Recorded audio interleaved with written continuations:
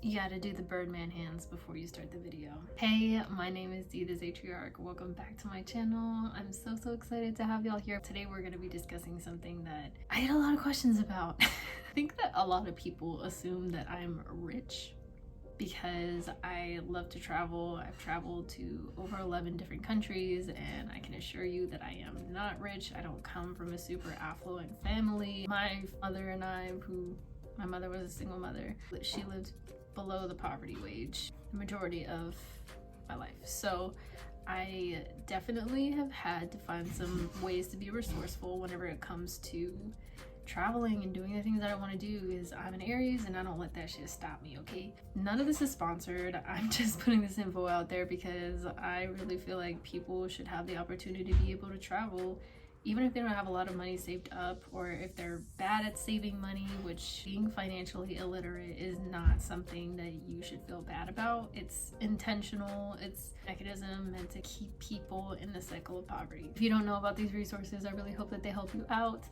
And without further ado, I'm just gonna get into it. So the first resource that I want to tell y'all about is Alternative Airlines.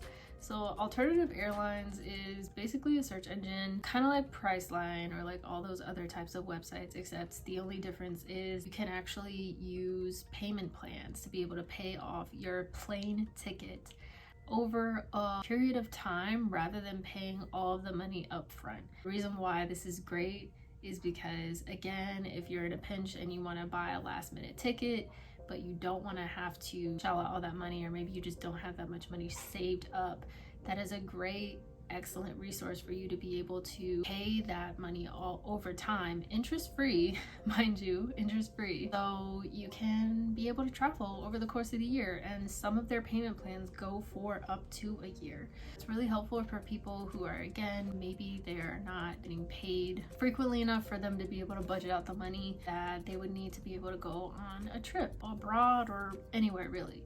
I'm saying abroad because your girl boy likes to travel abroad, okay? I am that hope. You will catch me using my passport at any given time, at any possible moment, if I possibly can, because I fucking love being outside this country. No shade. That was a little shady. But this country deserves it though. Well, I don't really know why nobody talks about this, but one of the main things that people struggle with whenever it comes to traveling, especially if you're living a nomadic life and you don't want to settle down in a particular place, or you don't have a home base, if you will, is the return ticket. And if you have to shell out money for a return ticket, 9 times out of 10, it's gonna be an expensive ticket to get back home. And not everybody wants to do that. Really great way to kind of slide out of that conundrum is to either buy a plane ticket to a neighboring country, which is something that a lot of my friends do. You can just buy a super cheap flight on Skyscanner, for example. You can stay in the country for however long you feel is appropriate, whatever your heart desires. And then you can buy the return ticket to wherever you're going whenever you leave, or you can just go to the neighboring country with the return ticket that you bought. So it's not that you have to go back home, it's that you can't stay in that country after the visa regulations are up. So I think that is something that a lot of people get confused as well, and I want to clarify. For example, in Europe, in the Schengen area, you do not have to leave Europe. You just have to leave the Schengen area, and then you can come back after the allotted amount of time, which I think is like 180 days, I'm not exactly sure. And then you can come back, and then your visa starts back over again if it is just a touristy visa. Another way that you can skip that altogether, okay, is if you go to this particular site. It's called Onward Ticket. This site is great because you can just buy a flight reservation back to either your country or another neighboring country, whatever is outside of the visa regulatory region, if you will. So whenever you do that, you are essentially just paying $12 or 12 euros, depending on where you're purchasing it from, to buy a flight reservation, so that you have a reservation shown for whenever, they're stopping you at the airport and, you're going through customs and stuff, all of the security and everything. They will sometimes ask you like, hey, do you have a ticket back home? And without having to purchase the actual ticket, you are just purchasing the reservation. You have like proof that you are planning on going back home, that you have some sort of reserved thing to go back home.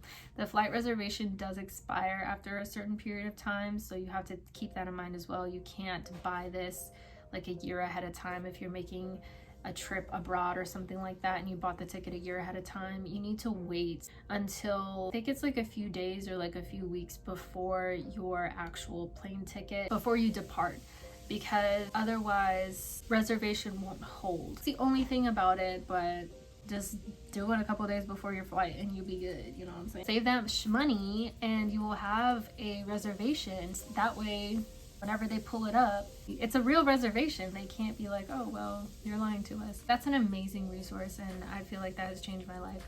So you can quite literally, the information that I provided, if you get one of the long-term payment plans for like up to a year and you buy like a ticket abroad, even if it's a return ticket, you can get payments as low as, I think mine was like $40 a month or something like that, $40-50 a month for up to 12 months, I believe it was. And then on top of that, if you use Onward Ticket, instead of actually buying the return ticket, you can buy a plane ticket abroad with literally like, what, $60 in your bank account? And these are the hacks that nobody tells you, and I don't know why. I'm trying to help my homies out who are, again, like, the economy is just not doing things. It's not doing things for us, the millennials. It's not doing things for the Gen Zers, the Gen Zoomers. I don't know what y'all are called. Generation Y, Generation Z, Generation whatever we are, we're kind of struggling. We're going through it right now, okay? I don't want to let that hold you back from your dreams. Like, go out there, travel. I know there's a pandemic. I know there's a panorama. But at the same time, are you gonna let that hold you back from the beauty of being able to see the world? You know what I mean? Just be careful, be respectful, listen to the indigenous people of those lands. If they're telling you not to travel there, then refrain from traveling there. For example, Hawaii, don't go to Hawaii. Like, a lot of native Hawaiians are being like, hey, hold off, you know what I mean? Just hold off. Just keep that in mind whenever you're traveling. But other than that, like, listen to the regulations, be safe. I hope that this was helpful, and I will catch y'all in my next video. Bye.